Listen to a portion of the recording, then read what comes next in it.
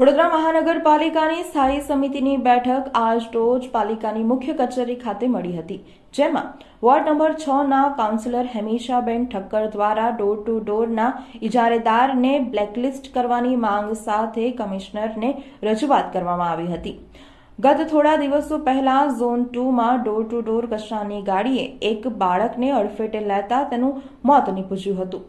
આવા બનાવને અગાઉ એક ડોર ટુ ડોર ગાડીને લીધે બનાવ બન્યો છે, ત્યારે આ ઇજારેદારને બ્લેકલિસ્ટ કરવાની માંગ અગાઉ પણ કાઉન્સિલર દ્વારા પત્ર લખીને કરવામાં આવી છે। ત્યારે આજની બેઠકમાં પણ કમિશનરને આ બાબતની રજૂઆત કરવામાં આવી હતી। સાથે જ વિશ્વામિત્રી પ્રોજેક્ટનું પ્રેઝન્ટેશન કમિટીના સભ્યો સામે મૂકવામાં આવે તે બાબતની પણ રજૂઆત કરવામાં આવી હતી।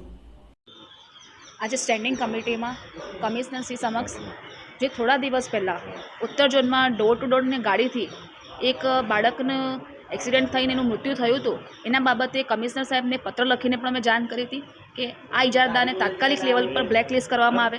આજે ફરી વખત પણ કમિશનર સાહેબને એ વિષયની રજૂઆત કરી છે કે તાત્કાલિક ધોરણે બ્લેકલિસ્ટ કરવામાં આવે અને એની પર કાયદાકીય કાર્યવાહી કરવામાં આવે, જેથી આવો બનાવ ભવિષ્યમાં વડોદરા શહેરમાં બને નહીં।